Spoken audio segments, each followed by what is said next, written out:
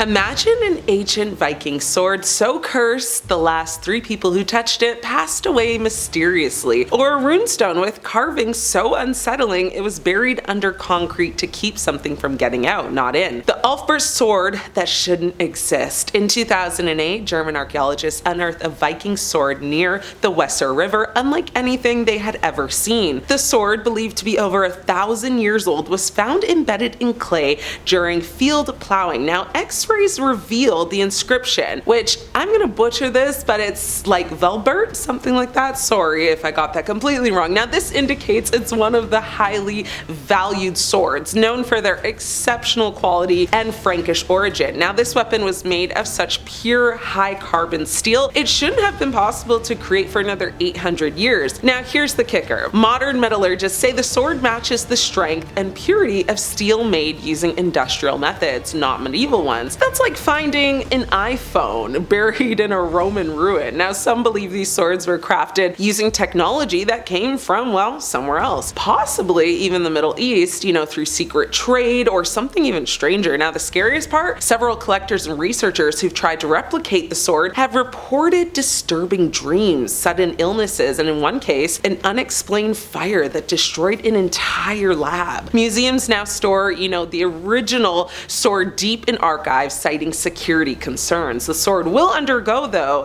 kind of conservation and further study to determine its exact age and analyze the inscription in more detail. The Kylver stone. This is the runestone that was buried for a good reason. In 1903, on the island of Gotland in Sweden, archaeologists uncovered a flat stone in a young boy's grave. It was inscribed with a full Elder Futhark, which is the oldest known runic alphabet. Now, the Kylver stone was found during the excavation of a cemetery near a farm. Now, in 1903, the stone was a flat limestone rock used to seal a grave, and the inscription was written on the underside and could therefore not be read from above. The dating of the stone from 400 CE is based upon the archaeological dating of the graves. Now, here's where it gets a little unsettling. The final ruin on the Kylver stone resembles a bind ruin, often associated with curses. The stone was quickly kind of reburied by locals, but not because it was irrelevant, but because of what followed. A string of bizarre demises in the excavation team, including one man who reportedly gouged out his own eyes before passing.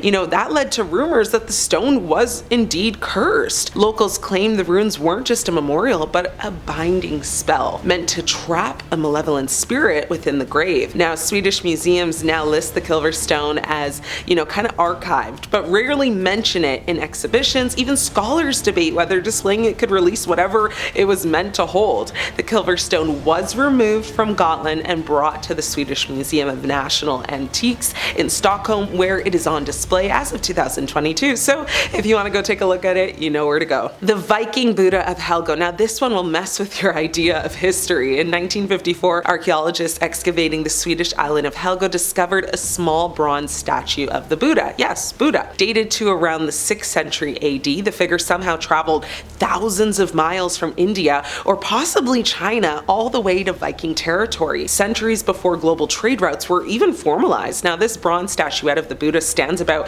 8.4 centimeters tall. Specialists in Buddhist, kind of iconography suggest that it was manufactured in northwest India, perhaps, sometimes around the 6th century CE. What makes the item special, though, is that it was excavated on a small island in Sweden, just west of Stockholm. Now, in the mid-1950s, excavations began on the eastern end of the island of Helgo. Now, the excavators found evidence for occupation from the 4th century CE to the 11th century CE. In July of 1956, excavators uncovered the Buddha in an indistinct lair outside the remains of one of the structures on the site. Now, the site, located on a series of terraces on a hillside, was challenging to excavate and, also interpret. So how did a Viking, end up with a Buddha statue? Well, some believe it was looted from a shipwreck or passed through an unknown global network, but others say it points to a suppressed history of Viking contact with, distinct civilizations and spiritual exchanges where,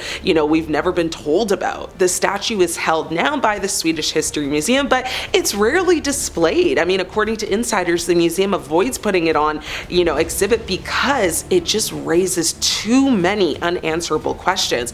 Would you go visit it? If you could, let me know. If you have or want to or plan to, I would love to hear about about your experience. The Oseberg Viking tapestry that depicts something else. The Oseberg tapestry, a fragment of which was found in the Oseberg ship burial, is a source of mystery due to its fragmented nature and the unique depictions it basically contains. Now, the tapestry, made of wool, silk, and flax, is one of the few surviving examples of Viking age textiles and features scenes of humans, animals, and wheeled vehicles. Now, the original size and full narrative of the tapestry remain unknown, prompting ongoing research and interpretation. When the Oseberg ship burial was excavated in Norway in 1904, archaeologists found something incredible, this preserved tapestry. But this wasn't just Viking embroidery, no, hidden in the artwork were strange, haunting figures like horned beasts, masked men, and what looked eerily like human sacrifice. Experts initially dismissed the imagery as symbolic, but decades later, researchers noticed something very chilling. The scenes in the tapestry didn't match known Norse myths. Some of the figures resembled Egyptian gods, others matched beings described in Celtic or even, Mesopotamian lore. Now, the tapestry includes depictions of horned helmets, which are rare in Viking art, and scenes that may depict rituals or possessions, adding to its enigmatic nature. Now, the tapestry may be evidence of forgotten Viking rituals or proof that, they encountered civilizations far beyond what historians admit. And the worst theory, well, the figures might not be metaphorical at all, but depictions of real beings the Vikings encounter. The tapestry is now kept in controlled storage at the Museum of Cultural History in Oslo. Now, it's never been fully displayed, not because it's damaged, but because interpretation remains inconclusive and very sensitive. Researchers are using computer algorithms and AI to analyze the fragments and piece them together, hoping to gain a better understanding of the tapestry's original form and meaning. So stay locked in to see what more information comes out about this artifact. I'm sure it will.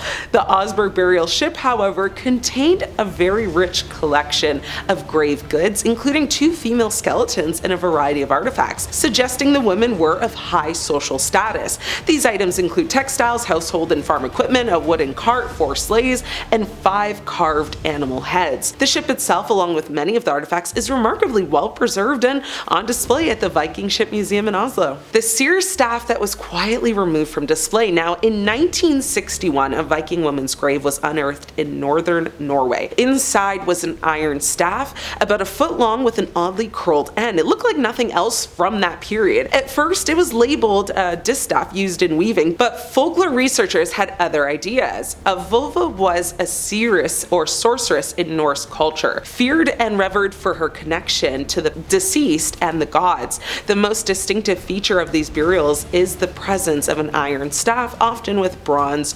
ornamentation. Now, these staffs, also called seer staffs, are believed to have been tools for divination and magic rituals. When the staff was displayed briefly in the Tromsø Museum, strange things started happening. Lights flickered, alarms went off at night, a security guard refused to enter the exhibit alone after claiming he had heard chanting in Old Norse. The staff was quietly pulled from the exhibit and moved to secure storage. Officially, the museum cites artifact degradation, but insiders say the staff is considered too spiritually charged for public view. Vulva burials are often found among the graves of wealthy and high-status individuals, indicating their respected position in Viking society. These Viking artifacts aren't just fascinating, they're deeply disturbing. I mean, whether it's technology that shouldn't exist, runes that whisper warnings, or spiritual relics that still radiate power centuries later, one thing is clear, some pieces, of the Viking world were never meant to be put under glass. I'm your host, Ashley. Until next time, stay scared.